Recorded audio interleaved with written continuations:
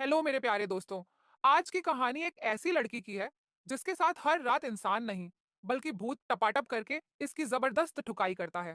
अब धीरे धीरे इस लड़की को भी ठुकाई में इतना मजा आने लगता है कि इसे उसी भूत से प्यार हो जाता है। हाँ भाई साहब, ऐसा ट्विस्ट कि सोच के होश उड़ जाएंगे।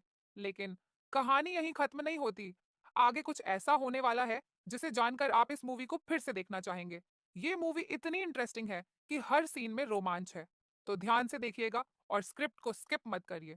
कहानी की शुरुआत होती है चुनी नाम के आदमी से जो अपने घर में अकेला ही रहता है। अब भाई एक दिन ये अपने काम पे जा रहा था, तभी अचानक इसके सीने में दर्द उठता है। ऐसा दर्द कि सीधे गेम ओवर, मतलब बंदा टपक गया। लेकिन कहानी यहीं से शुरू होती है। इसके बाद हमें दिखती हैं दो लड़कियां, ग्लोरिया और कैनरा। ये दोनों एक बुक स्टोर पर काम करती हैं, लेकिन ग्लोरिया को अक्सर काम पर नींद आती रहती है। अब कैनरा पूछती है, अरे भाई, तुम रात को ऐसा क्या करती हो जो दिन भर काम पर नींद आती रहती है? ग्लोरिया कहती है, ऊपर वाले फ्लोर पर एक कपल रहता है जो रात में टपाटप करता रहता है। शोर इतना कि मेरी नींद उड़ जाती है। हा हा हा, सोचो हालत क्या हो रही होगी। अब एक दिन ग्लोरिया तंग आकर हिम्मत जुटाती है और सीधा ऊपर के फ्लोर पर पहुंच जाती है। वो उस कपल से कहती है, भाई, तुम लोग रोज रात को जो टपाटप करते हो उसकी आवाज थोड़ी कम करो ताकि बाकी लोग भी चैन से सो सकें। लेकिन भैया, कपल पर इसका कोई असर नहीं होता। अगले दिन भी वही हाल। अब ग्लोरिया ठान लेती है कि इस घर से निकलना पड़ेगा। वो एक एजेंट से मिलती है और घर बेचने की बात करती है। फिर स्टोर में कैनरा से मिलकर कहती है कि वो अपना घर बेच रही है।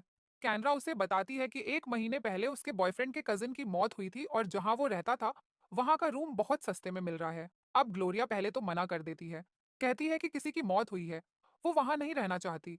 लेकिन कैनरा जैसे तैसे उसे मना लेती है और ग्लोरिया अपना सारा सामान लेकर वहां शिफ्ट हो जाती है। अब यहां से शुरू होता है असली खेल। ग्लोरिया को उस रूम में एक फोटो मिलती है जो रंगीला नाम के लड़के की थी, जिसकी एक महीने पहले मौत हो चुकी थी। अब ग्लोरिया के दिमाग में भी हलचल मच जाती है, लेकिन अभी और मजा आने वाला है। सारा सामान सेट करने के बाद ग्लोरिया और कैनरा एक क्लब में जाती हैं। कैनरा वहां दो लड़कों के साथ मजे कर रही थी, लेकिन ग्लोरिया का मूड नहीं बन रहा था। वो बोर हो जाती है और सीधा घर वापस आ जाती है। लेकिन घर आते ही वही टपाटप की आवाजें। हाँ भाई, अब तो मामला और भी रोमांचक हो गया। ग्लोरिया को धीरे धीरे एहसास होता है कि ये आवाजें असल में उसी रंगीला के भूत की हैं जिसने इस रूम में रहकर टपाटप की ठुकाई की थी। अब ट्विस्ट ये है कि ग्लोरिया को भी इस खेल में मजा आने लगता है। हाँ भैया, ये ठुकाई का खेल अब ऐसा बन चुका था कि लड़की को भी प्यार होने लगा उस भूत से। सोचो, भूत और इंसान का ऐसा प्यार। लेकिन यही कहानी में जबरदस्त ट्विस्ट आता है। क्या ग्लोरिया इस भूत से बच पाएगी या फिर ये प्यार उसे और भी गहरे में ले जाएगा? ये सब जानने के लिए आपको मूवी का क्लाइमेक्स देखना पड़ेगा। जैसे ही ग्लोरिया अपने नए घर में पहुंचती है, वो लाइट चालू करती है, लेकिन लाइट खुद ब खुद बंद हो जाती है। वो चौंक जाती है, ये तो भूतिया मंजर है। फिर वो बार बार स्विच को ऑन ऑफ करने लगती है। अब भैया, इसे समझ में नहीं आ रहा कि ये क्या हो रहा है। फिर जब ग्लोरिया सोने जाती है तो अचानक उसका टीवी अपने आप चालू हो जाता है। वो सोचती है, अरे ये क्या जादू है। जब वो टीवी का प्लग चेक करती है तो वो तो निकला हुआ था। अब ग्लोरिया का दिमाग भन्ना जाता है। ग्लोरिया का मन डर से भर जाता है। अगले दिन वो डॉक्टर के पास दौड़ी चली जाती है और बताती है कि पहले वाली जगह पर भी उसे नींद नहीं आती थी और अब यहाँ भी वही हाल है। डॉक्टर बोलता है, तू ठीक से सो नहीं पा रही है, इसलिए ये सब लग रहा है। फिर वो उसे नींद की गोलियां देता है। रात में ग्लोरिया उन गोलियों को खाकर सो जाती है, लेकिन तभी भूतिया सीन का सामना करना पड़ता है। उसके बालों में अजीब सी हरकतें होने लगती हैं और सब चीजें उड़कर गिरने लगती हैं। वो नींद में होने के कारण समझ ही नहीं पाती। अचानक ग्लोरिया की चादर के अंदर कोई घुस जाता है और उसके बदन को सहलाने लगता है। वो जाग जाती है और चिल्लाती है, लेकिन चादर उठाने पर देखती है कि वहां कोई नहीं है। ओह, ये तो पागलपन है। ग्लोरिया अब और भी डर जाती है। तभी रंगीला का भूत उसकी दोनों टांगों को फैलाता है और ठुकाई करने लगता है।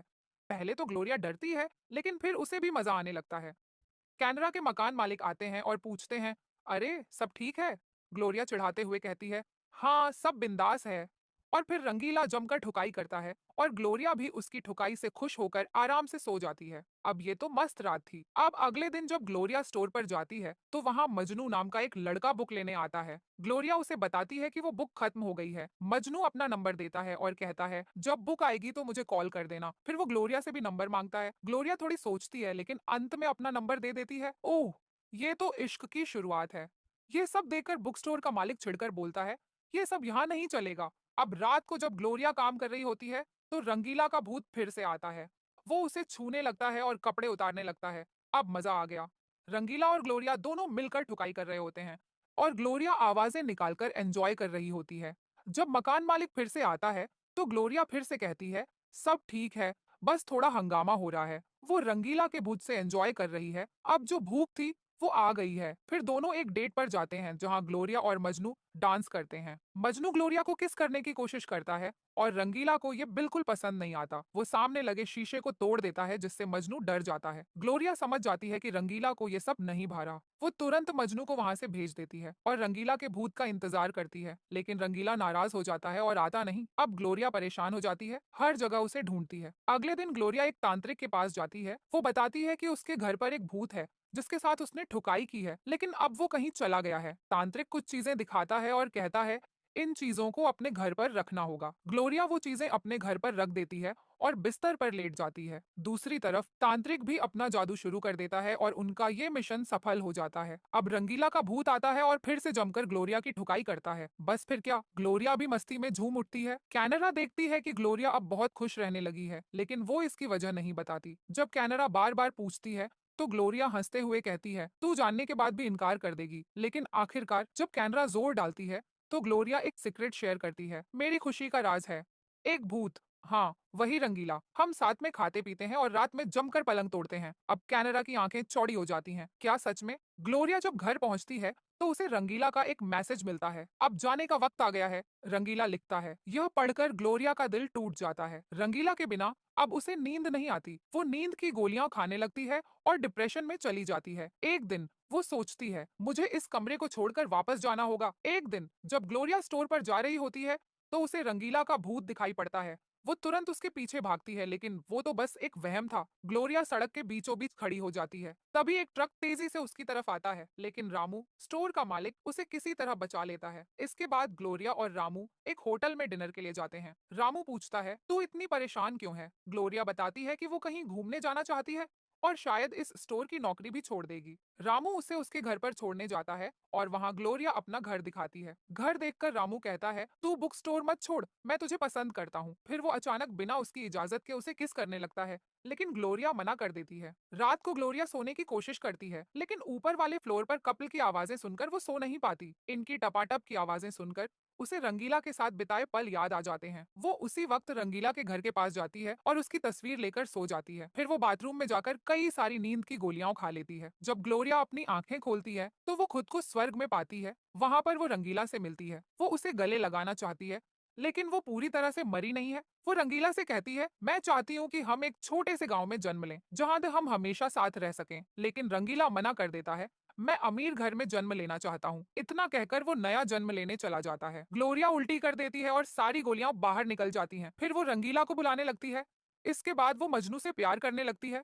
दोनों खुशी खुशी रहने लगते हैं और शादी कर लेते हैं। आगे चलकर ग्लोरिया अपना खुद का बुक स्टोर भी खोल लेती है। एक दिन जब दोनों कहीं जा रहे होते हैं तभी एक लेडी मजनू से एड्रेस पूछती है। ग्लोरिया देखती है कि उस कार में पीछे एक बच्चा बैठा होता है जो उसे हेलो करता है। जैसे ही वो लेडी कॉल लेकर वहां से जाती है, ग्लोरिया मजनू से कहती है, हमें भी एक बच्चा करना चाहिए। तभी वही फोटोग्राफर आता है और दोनों की एक फोटो निकालता है। हमें पता चलता है कि वो कोई मामूली फोटोग्राफर नहीं है, बल्कि वो उन कपल की फोटो लेकर स्वर्ग में जाता है जिन्हें बचाना होता है। और इसी सीन के साथ हमारी आज की मूवी यहीं पर समाप्त होती है।